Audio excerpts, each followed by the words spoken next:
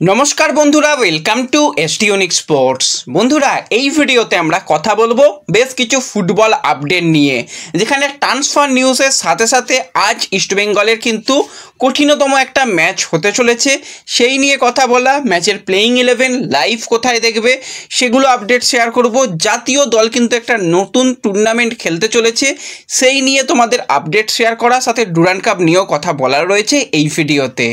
তাই ভিডিও শুরু করার আগে একটাই রিকোয়েস্ট, চ্যানেলে যারা প্রথমবারের জন্য এসেছো মনে করে চ্যানেলটাকে সাবস্ক্রাইব করে নিও, তাহলে প্রিয় দলের খেলার সমস্ত আপডেট তোমরা এখানে পেয়ে যাবে। তো চলো আর দেরি না করে ভিডিও শুরু করা যাক। তো আজ কিন্তু ইস্টবেঙ্গলের সামনে একটা বড় চ্যালেঞ্জ হতে চলেছে, কারণ আমরা জানি ডার্বি ম্যাচের পরবর্তী ম্যাচ সব সময় কঠিন ম্যাচ হয়। তো মাঝখানে সময়ও খুব কম পাওয়া গেছে, চোট আঘাত কাট সমস্যায় বেশ কিছু গুরুত্বপূর্ণ প্লেয়ারকে আজকে পাওয়া যাবে না। তবুও কিন্তু আজকে ইস্টবেঙ্গলকে খেলতে হবে ব্যারাকপুর স্টেডিয়ামে। তো ব্যারাকপুর স্টেডিয়ামে ইস্টবেঙ্গল মুখোমুখি হবে বিএসএস এর সঙ্গে। তো এটা কিন্তু ভবানীপুর নয়, এটা কিন্তু বারাসাত। তো বারাসাতের এই দলের বিরুদ্ধে ইস্টবেঙ্গলের আগে খেলা হওয়ার কথা ছিল, কিন্তু বৃষ্টির কারণে সেই ম্যাচটাকে বন্ধ রাখা হয়েছিল। সেই ম্যাচটাই নতুন করে কিন্তু আজকে অনুষ্ঠিত হতে চলেছে। গুরুত্বপূর্ণ প্লেয়ার জেসিনটিকে এই ম্যাচের জন্য সে থাকতে পারছে না, তার ইনজুরি সমস্যা। আমানসিকে সে কাট সমস্যায় খেলতে পারছে না। মনতোষ মাঝি, তারও ইনজুরি সমস্যা। তবু একটা জিনিস ভালো লাগলো, সায়ন কিন্তু পুরো দমে প্র্যাকটিস করেছে। এবার এই লিগের মধ্যে সবথেকে সমস্যার ব্যাপার একটাই, যে 6 জন ভূমিপুত্রকে ফার্স্ট 11-এ রাখতেই হবে, বাধ্যতামূলক। তো এই জায়গাতেই একটু সমস্যার হয়তো কারণ হয়ে দাঁড়াচ্ছে প্রত্যেকটা দলের ক্ষেত্রে। তো সেক্ষেত্রে ইস্টবেঙ্গলের ক্ষেত্রেও সমস্যা একই জায়গায় রয়েছে, যে ভূমিপুত্রদের খেলানোর বিষয়ে। তবু 6 জন ভূমিপুত্রকে রেখে শক্তিশালী কিন্তু আজকে দল নামাবে বিনোজর্জ। সিনিয়র দলের কিছু ফুটবলারকে আজকে আমরা রিজার্ভ টিমের হয়ে খেলতে দেখব। এবার তোমরা ম্যাচ দেখবে কিভাবে, সেটা হচ্ছে সকলের মনে প্রশ্ন। দেখো, এসএসইএনএস সাবস্ক্রিপশন নিয়ে তোমাদের খেলা দেখতে হবে যারা মোবাইলে দেখতে চাও। টিভিতে কোনো রকম ব্যবস্থা নেই, আর যদি কোনোভাবে লাইভের কোনো ব্যবস্থা থাকে সেটা আমাদের সোশ্যাল মিডিয়া পেজে পেয়ে যাবে। তাই চ্যানেলটাকে সাবস্ক্রাইব করে রাখো, ডেসক্রিপশন বক্সের লিঙ্ক বা ফার্স্ট কমেন্টের লিঙ্ক থেকে আমাদের সোশ্যাল মিডিয়াতে যুক্ত হয়ে যাও। যদি কোনো ব্যবস্থা থাকে তোমাদের সঙ্গে সেটা শেয়ার করে দেব। তো প্রথমেই যদি আমরা আজকে ইস্টবেঙ্গলের লাইন আপ নিয়ে কথা বলি, আদিত্য সে কিন্তু জোর কদমে অনুশীলন করেনি। গোলের তলায় খুব সম্ভবত আদিত্যকে নাও দেখা যেতে পারে। সেই জায়গায় কিন্তু গৌরব সাউকে আজকে হয়তো গোলের তলায় আমরা প্রথম থেকে দেখতে পাবো। ডিফেন্স লাইনে কিন্তু আবারও পরিবর্তন হতে চলেছে। চাকু মান্ডির সঙ্গে প্রভাতকে আমরা সেন্টার ব্যাক পজিশনে দেখব। সাইড ব্যাকে একদিকে বিক্রম, অপর দিকে কিন্তু সুমন। এবার বিক্রম কিন্তু খুব ভালো খেলছে, তাকে কিন্তু অবশ্যই পরবর্তী সময়ে যদি এই ধারাবাহিক পারফরমেন্স রাখতে পারে সিনিয়র দলে দেখার সম্ভাবনা রয়েছে। সুমনও যথেষ্ট ঠিকঠাকই খেলছে, সুমন সুলভ পারফরমেন্স কিন্তু করছে। মাঝ মাঠে কিন্তু ভানলাল পেকা আজকে কিন্তু আবারও ব্যাক করতে চলেছে, সঙ্গে তন্ময়ের সেই যে জুটি আমরা আজও দেখতে পাবো। কিছুটা অ্যাটাকিং মিডিও হিসাবে নাসিব থাকবে। উইং পজিশনে একদিকে মার্ক জো, অপর দিকে কিন্তু সায়নকে রেখে আপফ্রন্টকে ডেভিড সিঙ্গেল স্ট্রাইকার হিসাবে শুরু করবে। ডার্বি ম্যাচে ডেভিড গোল পেয়েছে, তো অবশ্যই সে কিন্তু নিজে একটা আত্মবিশ্বাস ফিরে পাবে এবং প্রতি ম্যাচেই গোল করার চেষ্টা করবে। তো সুযোগ তো ইস্টবেঙ্গলের কাছে আসবে। ইস্টবেঙ্গল এই মুহূর্তে যেরকমটা খেলছে, যে খুব একটা ভালো খেলা নয়, কিন্তু ডার্বি ম্যাচের পরবর্তী ম্যাচ সবসময় আমরা জানি হোঁচট খাওয়ার ম্যাচ হয়। অতি সাবধানী হয়ে কিন্তু আজকে ইস্টবেঙ্গলকে খেলতে হবে।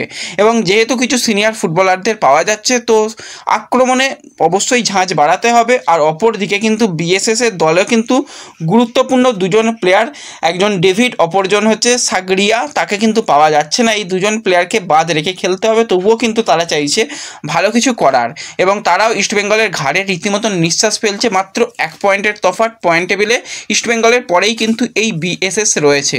তো অবশ্যই হাড্ডাহাড্ডি লড়াই হবে। আর ম্যাচের স্কোর লাইন প্রেডিকশান করতে কেউ ভুলো না, যে আজকে ম্যাচের রেজাল্ট কী হবে। যাদের স্কোর লাইন প্রেডিকশান মিলে যাবে তাদের নাম কিন্তু পরবর্তী সময় অবশ্যই শেয়ার করা হবে। এরপর যদি আমাদের জাতীয় দলের কোচ নিয়ে একটুখানি কথা বলি, তো কোচ এখনও তো চূড়ান্ত হয়নি, কিন্তু জাতীয় দলের সামনে একটা নতুন টুর্নামেন্ট এসে গেছে। তো জাতীয় দলকে কিন্তু খেলতে হবে কাফা নেশন কাপ 2025, যেটার কিন্তু হোস্ট রয়েছে তাজিকিস্তান এবং উজবেকিস্তান। খেলা শুরু হবে 29 আগস্ট, চলবে কিন্তু 8 সেপ্টেম্বর পর্যন্ত। তো এক্ষেত্রে কিন্তু দুটো গ্রুপে দলগুলোকে ভাগ করা হয়েছে, দুটো ভেন্যুতে কিন্তু খেলা হবে, এবং টোটাল কিন্তু এক্ষেত্রে 8টা দলকে রাখা হচ্ছে। এবার এই জায়গাতেই কিন্তু একটা ব্যাপার, যে প্রথমে ইন্ডিয়ার নাম ছিল না।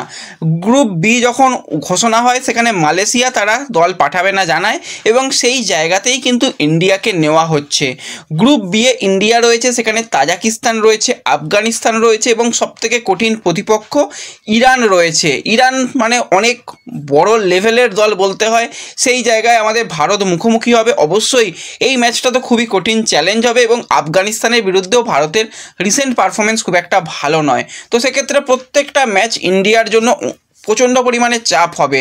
যেই কোচ হোক না কেন তার প্রথমেই কিন্তু এই যে টুর্নামেন্টটা খেলাতে হবে এবং গ্রুপ চ্যাম্পিয়ন যারা হবে তারা কিন্তু ফাইনালে যাবে এবং যারা থার্ড পজিশানে, যারা গ্রুপে 2 নম্বর পজিশানে শেষ করবে এ গ্রুপ এবং বি গ্রুপ, তারা কিন্তু 3 নম্বর পজিশানের জন্য লড়াই করবে। এবং গ্রুপ এর দিকে তাকালে সেখানেও কিন্তু উজবেকিস্তান রয়েছে, কিরগিজস্তানের মতন দল রয়েছে, ওমান রয়েছে। তো ওভারঅল কিন্তু কঠিন, দুটো গ্রুপই কঠিন এবং ইন্ডিয়ার গ্রুপ তো অনেক বেশি কঠিন, কারণ ইরান রয়েছে, সেটা হচ্ছে ওয়ান অফ দ্য ফেভারিট দল হিসাবে তারা শুরু করবে। তবুও খেলা কিন্তু বেশ জমে যাবে। এই জায়গাতে অবশ্যই নাওরেম মহেশ, আনোয়ার বা অবশ্যই কিন্তু এডমন্ডের মতন প্লেয়ারদের সুযোগ দিতে হবে এবং তারা যদি ভালো কিছু করতে পারে সেটা কিন্তু অবশ্যই ভালো হবে। তো আমি তো এই টুর্নামেন্টটা দেখার জন্য খুবই আগ্রহী রয়েছি। তো দেখা যাক পরবর্তী সময় আরও এই টুর্নামেন্ট নিয়ে ডিটেলসে তোমাদের সঙ্গে আলোচনা করা যাবে। এবং এর সাথে সাথে আমরা যদি আজকে ডুরান্ড কাপ নিয়ে কথা বলি, আজও কিন্তু ডবল হেডার ম্যাচ রয়েছে। জামশেদপুর প্রথম ম্যাচে তারা জয় পেয়েছে। আজকে আবারও জামশেদপুরের খেলা রয়েছে বিকেল 4টে থেকে ইন্ডিয়ান আর্মির সঙ্গে। তো ইন্ডিয়ান আর্মিকে যদি আজকে জামশেদপুর হারিয়ে দিতে পারে, প্রথম দল হিসাবে কিন্তু তারা পরবর্তী রাউন্ডে আজই কোয়ালিফাই হয়ে যাবে। অপরদিকে শিলং লাজংয়ের খেলা রয়েছে সন্ধ্যা 7টা থেকে।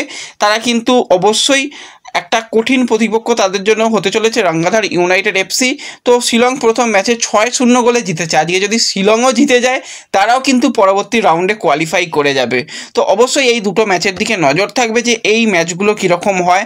একটা হাড্ডাহাড্ডি লড়াই হবে, এটুকু আমরা বুঝতে পারছি। তো আজকে প্রচুর খেলা রয়েছে, তো এনজয় করো এবং খেলা দেখার সমস্ত ব্যবস্থা পেয়ে যাবে। চ্যানেলে একটু সাবস্ক্রাইব করে নিও এবং চেষ্টা করব আজও লাইভে আসা, তোমাদের সঙ্গে লাইভ ম্যাচে আড্ডা দেওয়া, CFL এর ম্যাচে।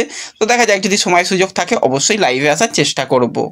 এবং এর সাথে সাথে আমরা লাস্ট ইয়ার একজন প্লেয়ারকে ISL এ খেলতে দেখলাম, পাঞ্জাব এফসির জার্সি গায়ে 32 বছর বয়সী ক্রোয়েশিয়ার ডিফেন্সিভ মিডফিল্ড পজিশনের প্লেয়ার ফিলিপ। তো ফিলিপ কিন্তু খুবই ভালো খেলেছিল, ফিলিপ মার্জালজ্যাক। তার কিন্তু পারফরমেন্স টপ ক্লাস ছিল, তার কিন্তু প্রচণ্ড পরিমাণে মিডফিল্ড কন্ট্রোল করার এবিলিটি রয়েছে। ক্রোয়েশিয়া আন্ডার 14 থেকে আন্ডার 21 দলের রেগুলার সদস্য ছিল, কোয়ালিটি কিন্তু খুবই ভালো ছিল। কিন্তু পাঞ্জাব তাদের কোনো প্লেয়ারকেই, বিদেশি প্লেয়ারকে রাখেনি, সেই কারণে ছেড়ে দেয় এবং ছেড়ে দিলেও সে কিন্তু তার সেরা একটা ক্লাব পেয়ে গেছে। সে কিন্তু রাশিয়ার সেকেন্ড টায়ার লিগের ক্লাবে যোগদান করেছে। রাশিয়ার সেকেন্ড টায়ার লিগ আমাদের ISL এর থেকে অন্তত 2 থেকে 3 গুণ এগিয়ে। তো সেই জায়গাতে সে সাইন করেছে। তো খুবই ভালো সাইনিং, অফিসিয়াল আপডেটও এসে গেছে, তোমাদের সঙ্গে শেয়ার করে দিলাম। তো এই ভিডিওতে এই আপডেটগুলোই দেওয়ার ছিল। ভিডিও ভালো লাগলে লাইক শেয়ার করে দিও। চ্যানেলে প্রথমবারের জন্য এলে চ্যানেল সাবস্ক্রাইব করে নিও। তো দেখা হবে পরবর্তী ভিডিওতে। ধন্যবাদ।